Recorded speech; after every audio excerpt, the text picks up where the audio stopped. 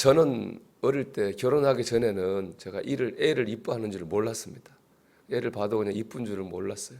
그래서 저는 애를 별로 안 좋아하는 줄 알았습니다. 그냥 제 자신이 성격이 좀 무뚝뚝한 경상도 남자구나 그렇게 생각을 했었습니다. 그런데 결혼해서 이제 애를 낳고 제가 놀랐습니다. 내가 이렇게 애들을 이뻐했었나 그런 생각을 했어요. 애들이 원하면 웬만하면 애들 어떻게 느낄지 모르지만 저는 애들이 원하면 웬만하면 다 들어줬어요. 또 우리 집사람은 더 합니다. 더 애들을 더 많이 사랑합니다.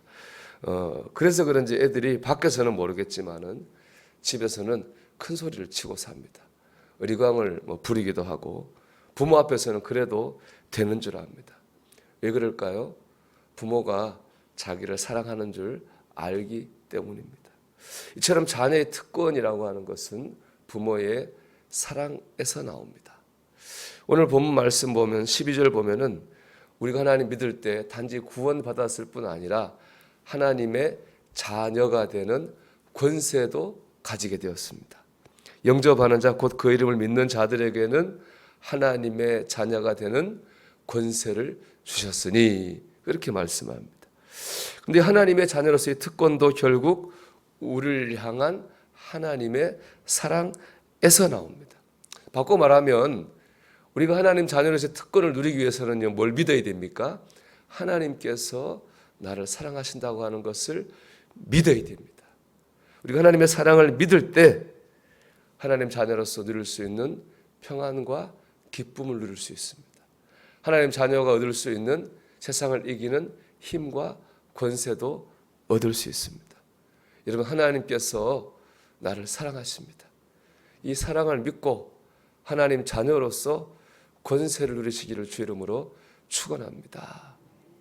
먼저 하나님이 모든 상황 가운데서 나와 함께 하신다고 하는 것을 믿어야 됩니다. 본문 14절을 보면 말씀이 육신이 되어 우리 가운데 거하심에 이렇게 말씀합니다. 이 거하신다는 말은 천막을 쳤다 이런 뜻입니다. 하나님께서 우리가 안에 천막을 쳤다는 거예요. 이 천막은 구약의 천막 예배당인 성막을 의미하는 겁니다.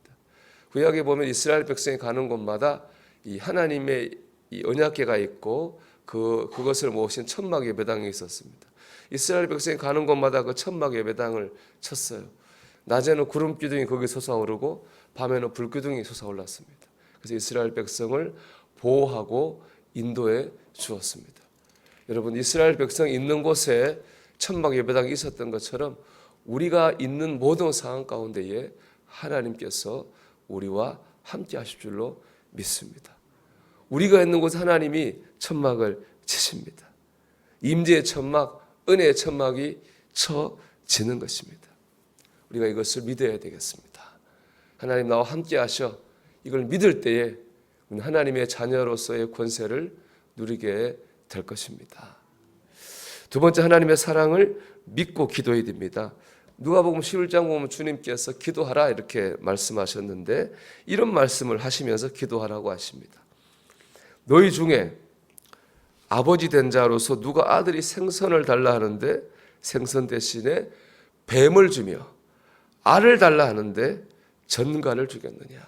너희가 악할지라도 좋은 것을 자식에게 줄 줄 알거든 하물며 너희 아버지께 하늘 아버지께서 구하는 자에게 성령을 주시지 않겠느냐 하시니라. 그렇게 말씀했습니다. 하나님 우리가 구하는 것에 넘치도록 주시는 하나님 아버지입니다. 우리가 이것을 믿기 때문에 어떤 상황에서도 기도할 수 있는 겁니다. 또 바꿔 말하면은 우리가 기도한다고 하는 것은요, 하나님의 사랑을 믿어야 되는 것이지 그걸 믿지 않으면 우리 기도는 어떤 기도가 됩니까? 형식적인 기도가 되고 습관적인 기도가 됩니다. 그런 기도는 힘이 없습니다. 권세가 없습니다. 하나님께서 나를 사랑하시고 내 기도를 들으신다고 하는 것을 믿어야 됩니다. 그럴 때 우리 기도가 힘 있는 기도, 권세 있는 기도가 됩니다. 여러분, 이 아침도 기도할 때에 하나님이 나를 사랑하셔서 내 기도 들으신다고 하는 것을 믿으시기 바랍니다. 힘 있는 기도, 권세 있는 기도 하시기를 축복합니다. 마지막으로 특권은 합당한 의무가 따른다는 사실을 잊어서는 안 됩니다. 누가복음 15장에 보면 탕자의 비유가 나옵니다. 탕자가 아버지한테 강짜를 부려가지고 재산 반 가지고 가서 허랑방탕에다 써버립니다. 그러다 고생을 많이 하죠. 그리고 깨닫고 회개하고 아버지께로 돌아옵니다. 아버지는 그 아버지 마음 아프게 한 탕자에 받아주고 용서해주고 사랑해 줍니다. 다시 아들로 그 자리를 회복시켜 줍니다. 근데 여러분, 이 아버지의 사랑이 탕자로 살았던 지난날의 죄를 용서하는 사랑이지 다시 또 탕자로 살아도 된다 그런 뜻은 아니잖아요. 그렇게 살지 말라고 하는 거잖아요. 이제는 아버지의 자녀로서 새롭고 거룩하게 살아라, 그런 뜻이 탕자를 받아준 아버지의 사랑 안에 있는 것입니다. 권세에 합당한 삶을 살려고 해야 됩니다. 하나님께 우리를 사랑하신다고 하는 것은 하나님 믿기 전처럼 그렇게 막 살아도 된다는 뜻이 아닙니다. 하나님의 자녀로서 합당한 삶을 살라고 하는 것입니다. 그럴 때 하나님 주신 권세도 얻게 되는 겁니다.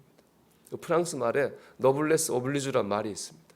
귀족의 의무라는 뜻인데, 귀족이라는 사람은 특별한 사람들이기 때문에 그 특권만 있지만, 이 특권도 있지만 의무도 행해야 된다는 거예요. 근데 귀족이 의무를 행하지 않으면은 시중 잡배보다 못하다, 그런 뜻이 바로 그 노블레스 오블리주라는 말 속에 있는 것입니다. 여러분, 하나님 자녀가 나 구원받았다, 하나님 자녀다, 권세만 주장하면 오히려 하나님 영광을 가리게 됩니다. 겸손하게 하나님의 자녀로서 합당한 삶을 살려고 할 때 하나님의 영광을 드러내고 하나님 자녀로서의 권세도 누리게 될 것입니다. 여러분, 우리 하나님 자녀입니다. 오늘 하나님의 자녀로서 거룩하고 담대하게 살아갈 수 있게 되기를 주의 이름으로 축원합니다.